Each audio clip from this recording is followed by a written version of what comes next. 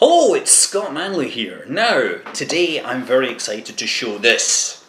This is a package, obviously, a package from Amazon. I ordered it last night, it arrived today, 1 day shipping. Actually, it was 2 day shipping, but you know, they are pretty good at delivering things on time.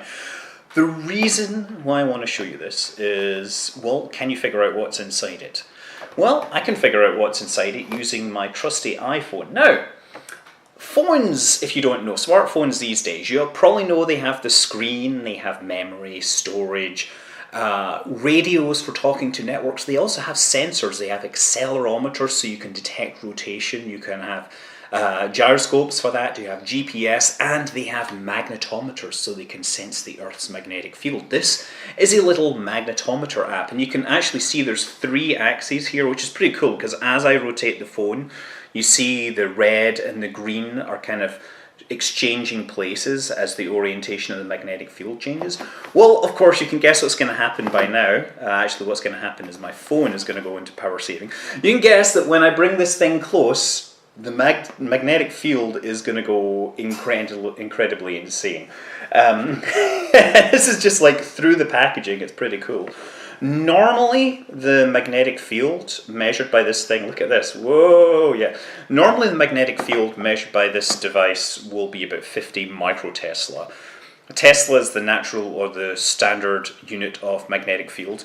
Well, when I've sat on like BART, which is an electric train, it's got up to like 500 microtesla. This thing was showing over 1600 microtesla, and that is through the box, right? So if we open the packaging here, inside, bingo, we have near Earth, these are rare earth neodymium magnets. These are N48 strength. They can go up to N52, but this was what they had in stock.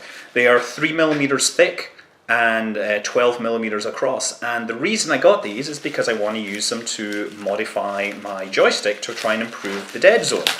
And I'm going to show how that works. Let's bring them out. Now, these things I have to be kind of careful with because they just want to hold together. These things, they have little separators in them.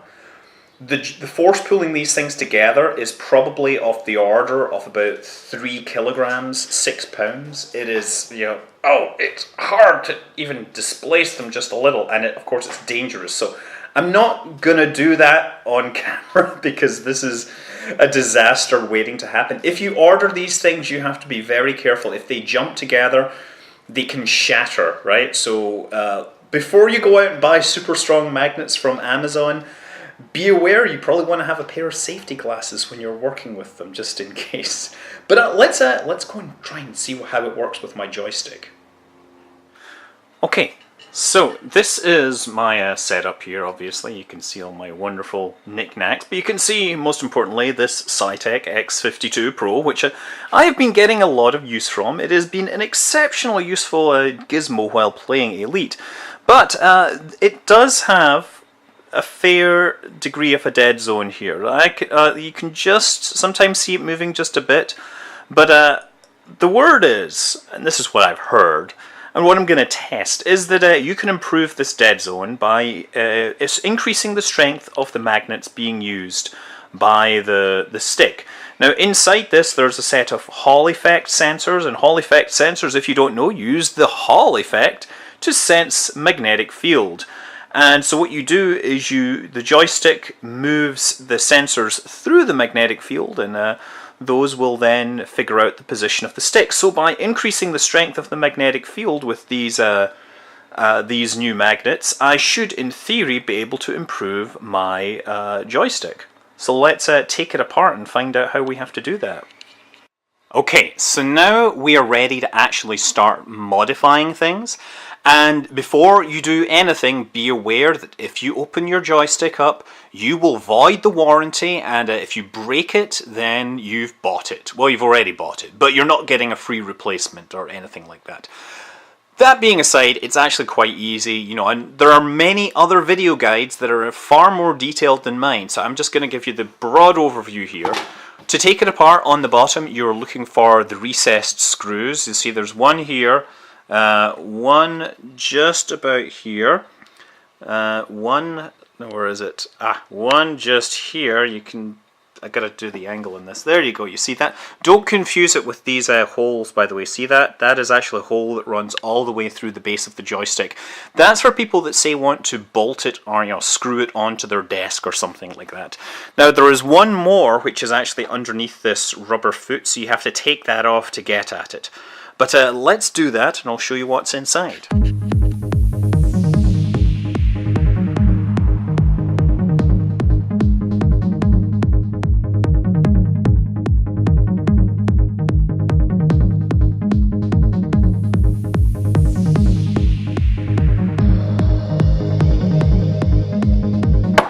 Okay, let's take the bottom off this thing.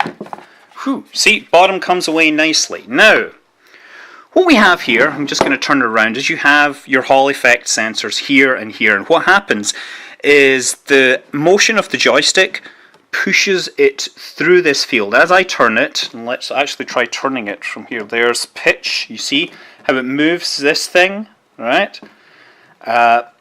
Or the pitch actually moves these two magnets, and there's magnets in this little casing here, right? And that moves them around near this Hall effect sensor. Similarly, the roll does it like that. The yaw is performed a different way apparently. But what we're going to do is apply magnets to these here. Now, inside here there are already little magnets, and we're going to put our bigger ones on. So here's our magnet. I have successfully isolated it from the rest of it. And so what you want to do is put it on there, and it'll want to go a certain way around. But it'll just stick there all on its own because there's already magnets in there.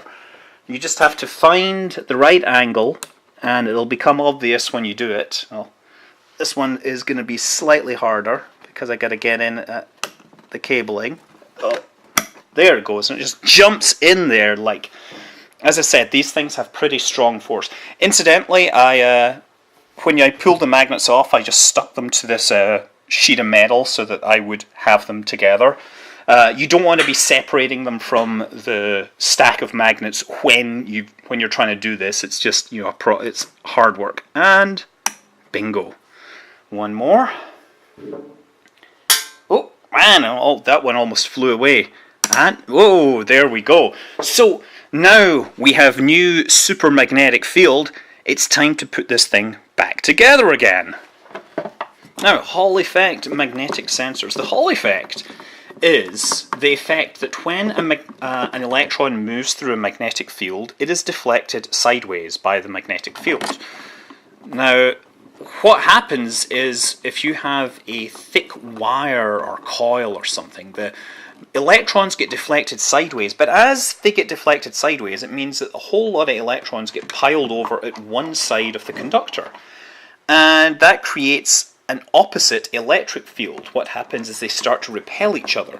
So at some point, the electrons that are piling up against one side offset the magnetic field, and you end up with this kind of balanced population. A Hall effect sensor, of course, monitors this and figures out how strong the magnetic field must be. So that's what's happening here essentially, although with modern semiconductor based Hall effect sensors it's actually a lot more complicated than I've just explained it to be. And what's more complicated is actually getting this thing in, darn it. You can take these things off pretty easily, you just rotate and they're gone. Should probably have done that first. But let's put this in. Magnet mod. And we have everything done. And we'll need to take it over and plug it into the computer. Make sure everything gets tightened. Don't over tighten these screws. Number one rule, never over tighten things because you will break your plastic or whatnot. Stick that foot back in there. And put that back on. And we're ready to go. Let's go and try it out.